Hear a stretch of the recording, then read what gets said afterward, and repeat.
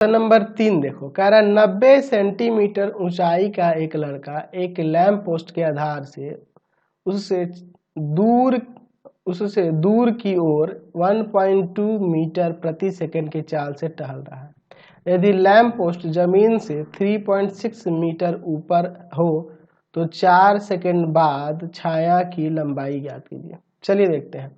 एक काम करते हैं, हम लोग यहाँ पर एक धरती का तल ले लेते हैं। क्वेश्चन को थोड़ा समझ लीजिए। धरती का तल है, अच्छा, इस पे एक लड़का टहल रहा है, लैंप पोस्ट से दूर जा रहा है। मान लीजिए यहाँ पे लैंप पोस्ट है, लैंप पोस्ट समझ रहे हैं ना, नहीं होता है पार्क वगैरह में खंभा पे लाइट लगा रहता है ऊंचाई पे, ऐसे यहाँ मान लो लाइट लगा हुआ है और यह कितना ऊंचाई पे है तो 3.6 मीटर ऊंचाई पे, और यह लड़का इस लैंप पोस्ट के आधार से 1.2 मीटर प्रति सेकंड की चाल से टहलते हुए दूर जा रहा है। ठीक है, तो 4 सेकंड बाद मान लेते हैं कि यह लड़का यहाँ पर आ गया। 4 सेकंड बाद यह लड़का यहाँ पहुँच गया। ठीक है, यह मान लेते हैं कि यह लड़का यहाँ पे पहुँच गया। तो लड़के की यह ऊंचाई कितनी है, तो लड़की की ऊंचाई 90 सेंटीमीटर है। तो इसको 0.9 मीटर में कर लेते हैं क्योंकि सब कुछ मीटर में दिया हुआ है। चलिए, यानी कि यह लड़का 4 सेकंड में यहाँ से यहाँ चल के यहाँ आ गया।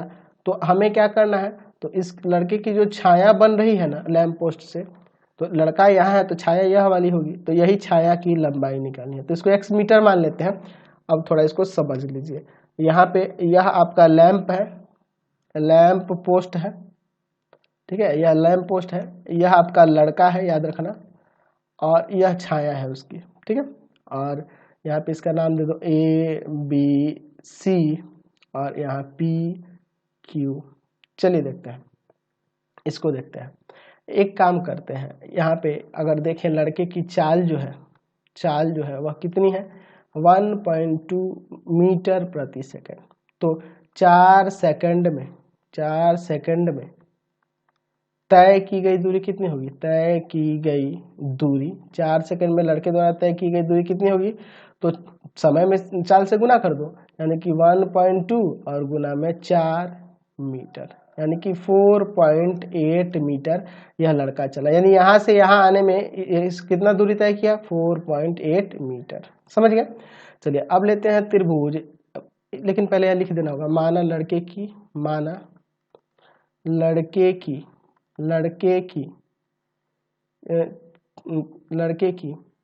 छाया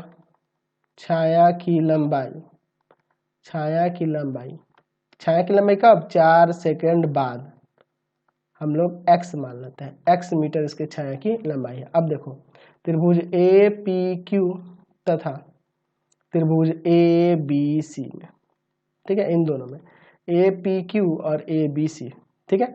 अच्छा, यहाँ पे मैं कहूँ कि एंगल APQ बराबर एंगल ABC, दोनों 90 होगा। अरे खड़े हैं ना जी धरती पे, तो प्रत्येक लंबवत खड़े हैं दोनों, लैंप पोस्ट भी और लड़का भी, तो 90 हो जाएगा। अच्छा, दूसरा एंगल AQP बराबर एंगल ACB, क्यों होगा, तो ये संगत कोण हो जाएंगे ना, संगत कोण हो जाएंगे, या एक ही समय पे लैंप पोस्ट द्वारा बनी छाया जो होती है वो बराबर हो जाएगी। चलिए, क्योंकि देखो ये लंब है तो ये दोनों एक दूसरे के समांतर होंगे, तो यहाँ वाला कोण बराबर नहीं हो जाएगा जी, यानी कि त्रिभुज APQ समरूप हो जाएगा त्रिभुज ABC के एंगल समरूपता से, ठीक है। अच्छा, जब समरूप हो गया तो यहाँ लिख सकते हैं कि दो समरूप त्रिभुजों के संगत भुजाएं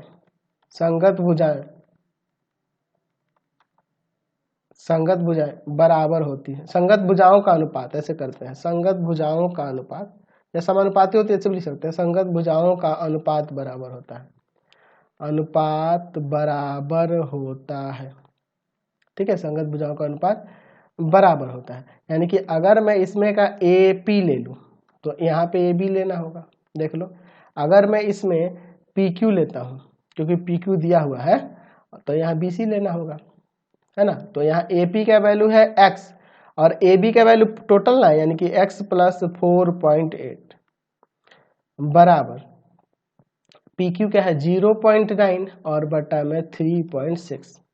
चलिए इसको देखते हैं, ठीक है। आगे इसको सॉल्व करो, देख रहे हैं ना सारे वैल्यू यहाँ पे रख दिया, अब इसको सॉल्व करो।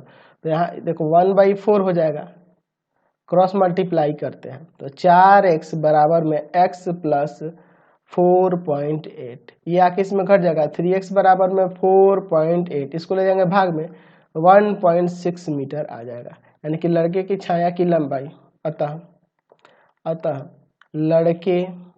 लड़के की छाया की लंबाई बराबर 1.6 मीटर हो जाएगा। समझ गए? चलिए